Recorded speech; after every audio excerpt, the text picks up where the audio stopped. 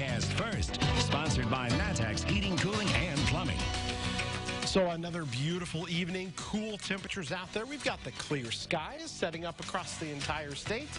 And we're watching temperatures slipping down to these lower 60s again. 59 over in Petersburg, though. 61 Danville to Champaign. 63 in Decatur. All right, at the bus stop in the morning, we're thinking upper 50s to begin the day. We'll go to those upper 70s on the way home. No rain for your Friday.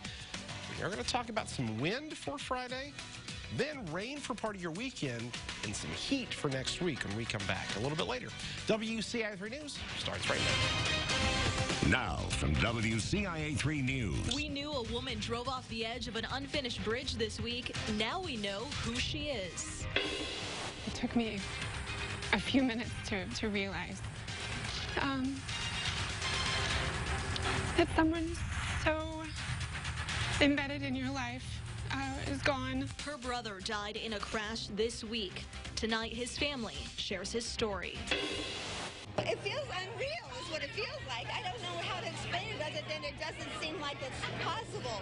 I can't believe that I'm the one out of all these people. It's a win almost 2 years in the making. How much one raffle jackpot grew before someone won. You're watching your local news leader. This is WCIA 3 News at 10. Many of you have seen this video by now. A driver launching her vehicle off the edge of an unfinished bridge in Champaign. Now we know who police say was behind the wheel. Good evening. I'm Paul Cicchini. And I'm Jessica Coons. State police say that driver was 28-year-old Asia Marshall of Champaign. She was ticketed for disobeying a traffic control device. Police say she drove into the closed construction zone and over the edge of the unfinished Bradley Bridge. A construction worker we talked with earlier this week said one of his crew members tried to stop her, but said she blew past him.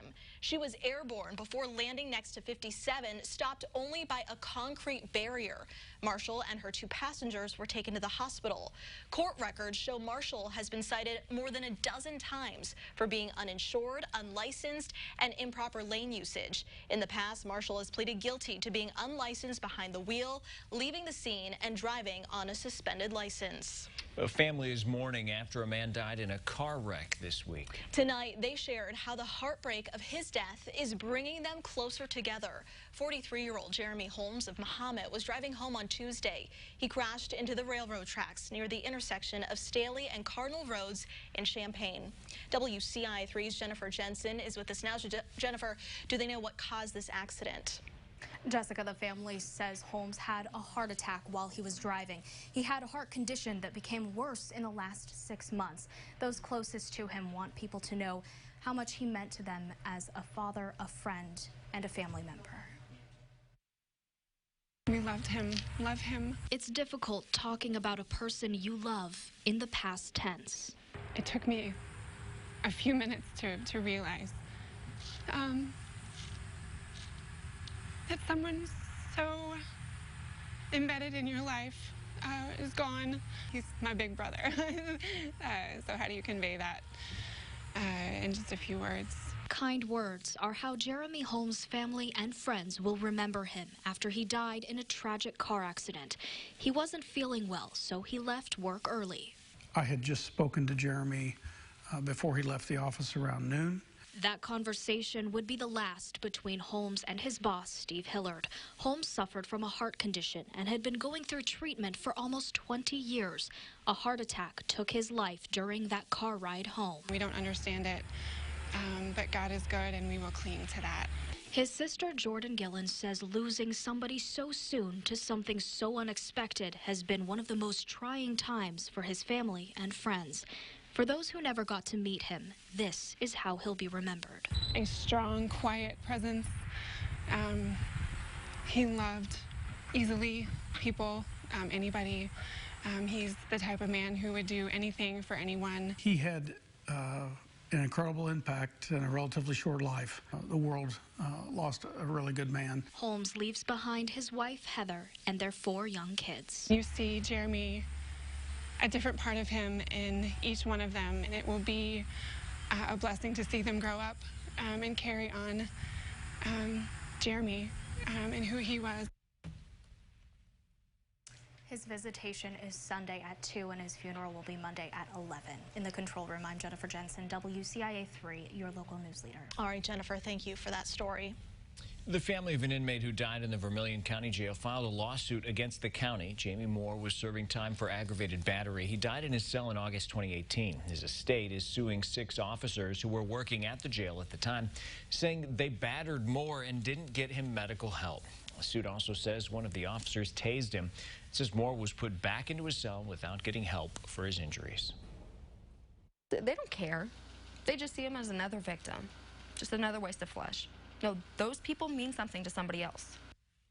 Moore's official cause of death was tied to pre-existing heart issues. The lawsuit has been sent to the county.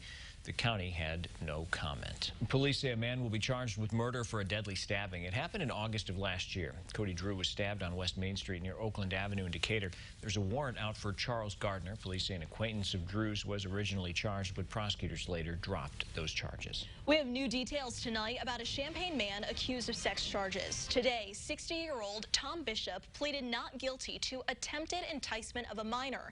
The FBI says he engaged in explicit text message conversations with an agent who was pretending to be a 15-year-old boy.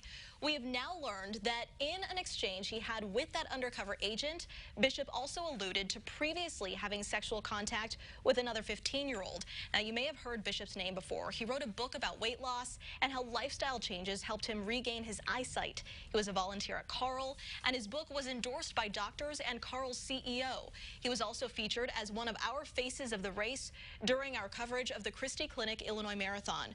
We have the full indictment, which includes the conversations Bishop had with that agent, on WCIA.com. Carl is stepping up its email security and employee training after patient information was included in a data breach. This affects patients in the cardiology department or anyone who had surgery. Someone hacked 3 doctor email accounts back in June. Carl officials say they could have had access to names, birthdays, and medical information. They did not have access to social security numbers or financial information. There is a call center set up for people who have been affected. That number is on our website.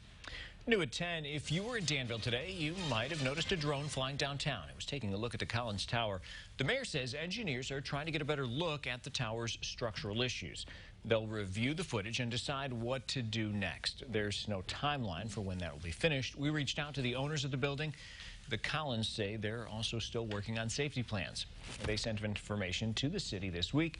The city will review it. For more on what the Collins say about the future of the tower, including potential new partners, you can visit WCIA.com. Also new at 10, 2 organizations will soon have a new home thanks to the Howard G. Buffett Foundation. Baby Talk and the Decatur-Macon County Opportunities Corporation broke ground on the new facility on Orchard Street. The 80,000 square foot building will have consolidated resources for families so they won't have to drive around town looking for them. It also includes childhood education and training space. The executive director said this helps not just them, but the entire community. Families who have their resources met and their children are educated, they're able to contribute back to the community, and that's a benefit. And families can grow and prosper. It'll hold 16 early childhood classrooms and will serve more than 128 children 3 years and younger. It is a huge night for one woman in Springfield. After almost 2 years, the Knights of Columbus raffle is over, and someone is heading home with more than $500,000. WCIA 3's Cole Hankey has the story.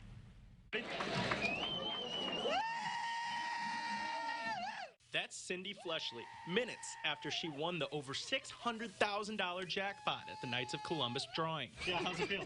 Oh my God, I don't believe it. I really don't believe it. I saw the number, I saw the place, I said jackpot. She doesn't know what she's going to do with the money yet, but she does think she knows how her children will react. Can I have some money? Now, Cindy had been putting her name in the Knights of Columbus drawing for about 6 months, which is just a fraction of the 96 weeks that this contest spanned. And while she was excited to win, the Knights of Columbus members were excited for a break. And it's gotten out of control, and we're just so very happy that we can take a few weeks off now, recharge our batteries, and get ready for the next raffle. Cindy was at Papa Frank's, one of the various satellite locations the Knights of Columbus used for crowd overflow. Her name wasn't the first one drawn, but it was the second after the Knights of Columbus decided they were going to keep drawing until they had a winner. Cindy has won the jackpot. It just feels like, it feels unreal is what it feels like. I don't know how to explain it other than it doesn't seem like it's possible. I can't believe that I'm the one out of all these people. In Springfield, Cole Hankey, WCIA 3, your local news leader. It probably won't feel real for a while there. The Knights of Columbus is already planning its next raffle. They say after tonight, the jackpot for the next one could start at more than $150,000. Not bad at all. Not bad. You're right. Well, it was pink as far as the eye could see in one gym tonight, who everyone switched colors for. Plus, farmers are just starting to get their pumpkins off the vine. It's a decent crop, but statewide, not so big. We'll break down why it's far from a bumper crop this year. And Illinois volleyball is taking on opponents that aren't making it easy for them, why they're going after the tough ones.